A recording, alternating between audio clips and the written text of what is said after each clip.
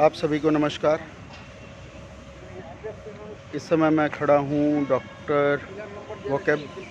इस समय मैं खड़ा हूँ सरिता विहार के IDGED 1 आयन सेंटर पे, और आप लोग देख पा रहे हैं कि एग्ज़ाम शुरू हो चुका है। 9:30 की एंट्री थी और मेरे साथ कुछ ऐसे बच्चे मैं देख पा रहा हूँ जो 2 या 3 मिनट लेट आए हैं और बिल्कुल इनको घुसाया नहीं जा रहा है, मतलब बिल्कुल भी इनको एंट्री नहीं दी जा रही है।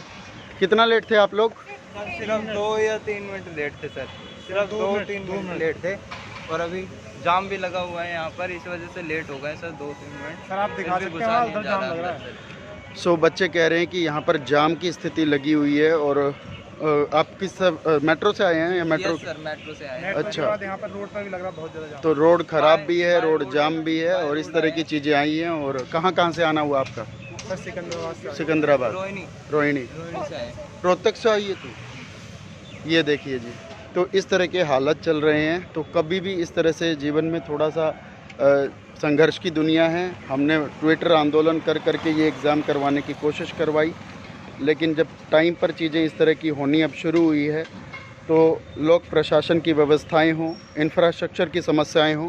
और ये देखिए, अभी कुछ बच्चे मुझे अभी भी दिखाई दे रहे हैं जो अभी आए हैं।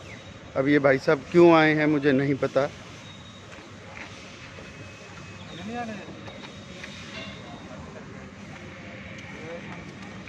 साढ़े 9 की आखिरी रिपोर्टिंग टाइम है भाई। टाइम उसमें ये देखो 9:30 की टाइमिंग है। तो वही है, 2 मिनट 9:32 पे 33 पे आ गए हम यहाँ। उपस्थित होने का समय 8:30 और प्रवेश बंद होने का समय 9:30। कहाँ से आना हुआ भाई? शाहजरा। ये देखिए शाहदरा से भाई आए हैं और ये भी लेट हो गए हैं। तो मुझे लगता है कि कम से कम हम लोग की नैतिक जिम्मेदारी है कि हम लोग समय से रहें, अपने मेट्रो स्टेशन कहाँ जाना है, कैसे जाना है। और ये संदेश मेरा आगे आने वाली परीक्षाओं के लिए, जो CHSL की परीक्षा देने वाले हैं या CGL का मेंस देने वाले हैं, रेलवे का पेपर आने वाला है, CDS का पेपर आने वाला है, तमाम आपके एग्जामिनेशन आने वाले हैं। एंट्री करना चाहिए, बट नियम को भी फॉलो करना चाहिए। जब हम हार्ड एंड स्टफ होते हैं सरकार के प्रति, तो सरकारी नियम अगर हमारे प्रति थोड़े से हार्ड एंड स्टफ होते हैं या इन लोगों की कोई जिम्मेदारी नहीं होती, इनके ऊपर भी पूरी की पूरी बड़ी मशीनरी बैठी होती है और एक बार कोई भी गलत एंट्री ये दिलवा दें तो पूरा का पूरा सेंटर सील हो सकता है, पेपर कैंसिल हो सकता है और उसका खामियाजा भी आप लोगों को ही, हम लोगों को ही भुगतना पड़ता है। तो you have to be on time at least.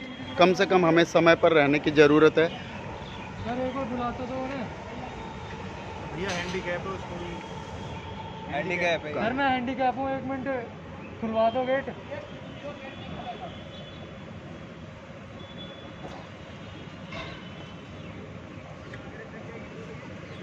आप हैंडीकैप है? कौन सी कैटेगरी में? PH में? Oh my God.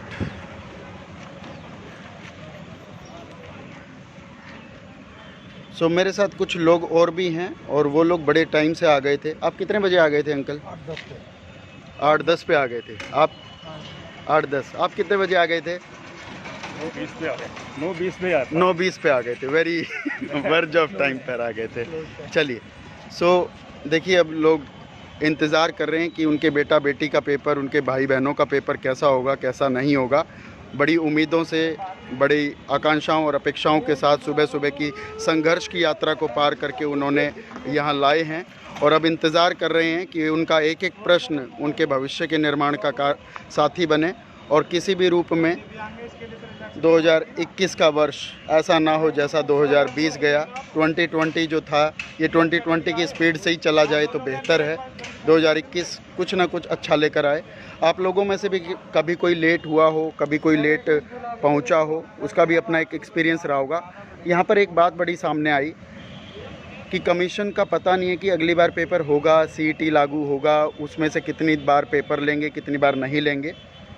और इसी के बाद पेपर अब 1 साल 1.5 साल बाद हुआ है। जो पेपर आपका खुद मार्च में होने वाला था, खुद इतना लेट पेपर हो रहा है, इसमें तो कम से कम लेट मत करो। खुद पेपर इतना लेट हो रहा है, इसमें लेट हो गया, इनका अंदर से जाना नहीं दे how to prepare GK for NTPC exam.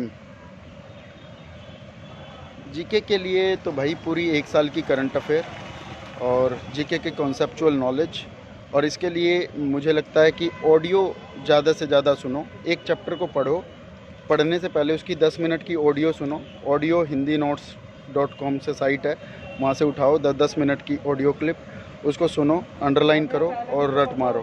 क्योंकि जब आपका वीडियो, ऑडियो और रीडिंग तीनों काम एक साथ होंगे तो विजुअलाइजेशन के तहत वो चीज़ें याद हो जाती है।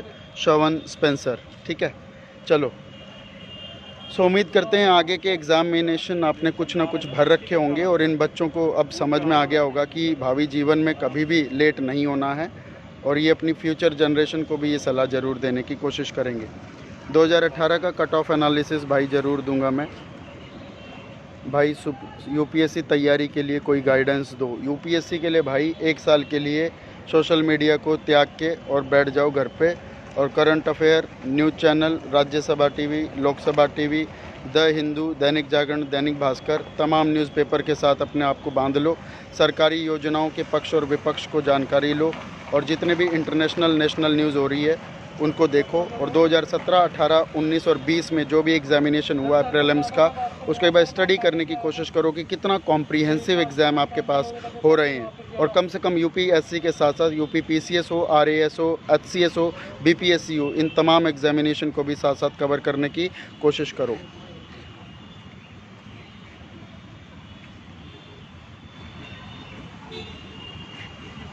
ऑडियो की वेबसाइट का नाम फिर से बताओ sir please.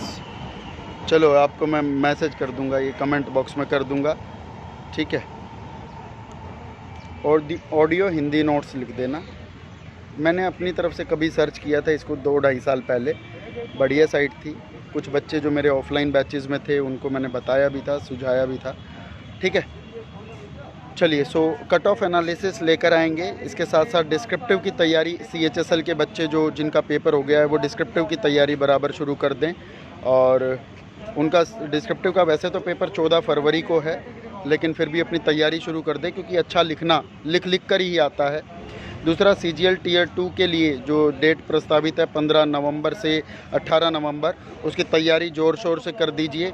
Mock test daily दीजिए, इंग्लिश का भी, मैथ्स का भी, और जिनका AAO या GSO का पेपर है वो स्टैट्स का, अकाउंट्स का, इकोनॉमिक्स का पेपर भी बराबर देने की कोशिश कीजिए, ठीक है। डेली पेपर दीजिए, डेली उसको एनालिसिस कीजिए, डेली उसको रिव्यू कीजिए, कड़ी मेहनत कर दीजिए। अपना भरसक जितना जोर है भैया उसका डबल जोर लगा दीजिए, क्योंकि अभी नहीं तो कभी नहीं सिचुएशन सोच के करोगे तो ही काम बनेगा, नहीं तो कंपटीशन इतना टफ है। आप किसी एक एग्जामिनेशन सेंटर के बाहर आकर देखिए। मेरे साथ best book for GS NTPC 2019 mains test series में मार्क्स कैसे बढ़ाएं। चलिए, इसके ऊपर एक वीडियो बनाता हूँ, मार्क्स कैसे बढ़ाएं। एक्चुअली आपकी प्रॉब्लम क्या रहती है, आप रिव्यू करने के बाद जो वीक पॉइंट है, उस वीक पॉइंट का जो सेक्शनल अप्रोच है किसी चैप्टर का, उसके ऊपर आप 10, 20, 25 क्वेश्चन सेम पैटर्न के करो, तो उसी तरह का एक क्वेश्चन आपको जब भी दिखाई दे तो वो गलतियाँ ना हो। जैसे इंग्लिश के अंदर सबसे ज़्यादा गलतियाँ आपकी GIP यानी जिरेंट्स, इन्फिनेटिव्स और पार्टिसिपल से हो रही है, या मैथ्स की जो सबसे ज़्यादा गलतियाँ हैं वो आपकी जहाँ पे भी जिस चैप्टर में कैलकुलेशन स्पेसिफिक हो जा रहा है उसके अंदर कुछ ना कुछ चीज़ें आ रही है। और कुछ नहीं हो सकता भाई, टाइम हो गया, 58 हो गए, 58 हो गया, अब नहीं कर रहे 58 हो गए हैं। इंतज़ार, इंतज़ार और इंतज़ार। सबसे पहले परीक्षा का इंतज़ार, कब होगी परीक्षा, फिर Tier 1 के बाद Tier 2 का इंतज़ार, Tier 3 का इंतज़ार, टाइपिंग टेस्ट का इंतज़ार, उसके बाद ज्वाइनिंग का इंतज़ार, और फिर कुछ ऐसे बच्चे जो अपने घर से निकलते लेट हैं और किसी कारण से उनको प्रवेश नहीं मिल पाता है, तो इस तरह की मजबूरी की कंडीशन आ जाती है और इस तरह से मुंह ताकना पड़ता है। क्या डिस्क्रिप्टिव लक बेस्ड है? Never never never, luck based तो बिल्कुल भी नहीं है।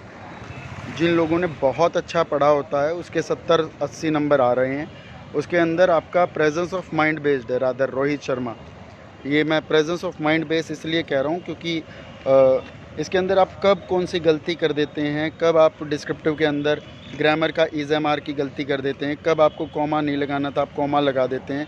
तमाम तरह की इस तरह की मिस्टेक होती है जो आप उस समय कर देते हैं, ठीक है। और क्योंकि जब आप इसको रिव्यू करते हैं या उसको री एनालाइज़ करते हैं अपने ही लिखे हुए स्टफ़ को, चाहे ऐसे हो चाहे लेटर हो, तो उसके अंदर आप जब गलतियां निकालते हैं तो उसको कट क्रॉस करते हैं, उसके साथ में कोई बॉक्स आपके पास इम्प्लाइड नहीं होता, तब आपको दिक्कत आती है कि क्रॉस करते करते उसमें इतनी ज़्यादा कटिंग हो जाती है कि जो रियल इम्प्रेशन होता है आपके डिस्क्रिप्टिव का वो अपना प्रभाव छोड़ बैठता है और फिर उसमें आपको एक एवरेज मार्क्स मिलते हैं, चाहे हिंदी हो चाहे इंग्लिश हो। अभी मैंने गूगल फॉर्म्स के थ्रू कुछ डाटा भी कलेक्ट करवाया था और उसके अंदर पता लगवाया कि मैक्सिमम जो स्टूडेंट्स है, चाहे हिंदी मीडियम हो चाहे इंग्लिश मीडियम हो, मैक्सिमम बच्चों के 60, 65, 63, 58 इस रेंज में नंबर हैं। तो उन्होंने एक बड़ी कॉमन रेंज देने की भी कोशिश की है।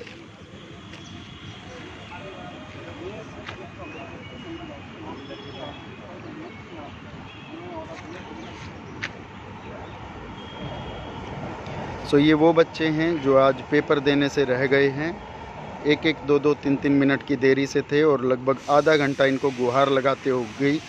क्या फ़र्क पड़ता है यदि इनके सपनों को पूरा करने के लिए इनको एक मोहलत दे दी जाती? क्या फ़र्क पड़ता है कि इनके 1-2 मिनट को कंसेशन दे दिया जाता? क्या फ़र्क पड़ता है कि इनको 1 बार, 2 बार, 3 बार थोड़ा सा दंड देने के साथ ही कह देते कि आपका पेपर जितनी देर आए हो उससे 1 मिनट पहले ले लिया जाएगा? क्या फ़र्क पड़ जाता है एसएससी का? कम से कम कमीशन इन सरकारी मशीनरी की इस उदारता का तो पता चलता, बेनेवलेंस का तो पता चलता। अरे सरकारी व्यवस्थाओं, सरकार के अधिकारियों, कम से कम कुछ तो इतनी लज्जा शर्म महसूस की होती कि लॉकडाउन के दिनों में जब आप लोग सरकारों के माध्यम से गुहार लगा रहे हो कि कोई किसी को नौकरी से ना निकाले, तो तुम नौकरी देने के पेपर से कैसे निकाल पा रहे हो? 1, 2, 3 मिनट की पेशेंस आप नहीं देख पा रहे हो। क्या फ़र्क पड़ जाता अगर इन विद्यार्थियों, इन अभ्यर्थियों को अगर आज एंट्री दे दी जाती, प्रवेश दे दिया जाता? चलिए, सो शुक्रिया। आप लोगों के कोई भी प्रश्न हो एक बार कमेंट बॉक्स में लिखिएगा। बहुत दिनों बाद आपसे इस तरह से लाइव सेंटर के बाहर रूबरू होने का मौका मिला। अभिषेक राय कुछ पूछ रहे हैं, sir I have not uploaded a photograph with date mentioned और date, instead I have uploaded the normal one, how can I modify it, please help. ये तो भाई एक बार पूछ के बताना पड़ेगा स्टनो वाले भाई से। चलिए ठीक है, चलो मैं इन चीज़ों के बारे में भी बात करता हूँ। किसी का भी कोई डाउट हो वो वगैरह वगैरह हो ज़रूर बताना। शुक्रिया, थैंक यू सो मच।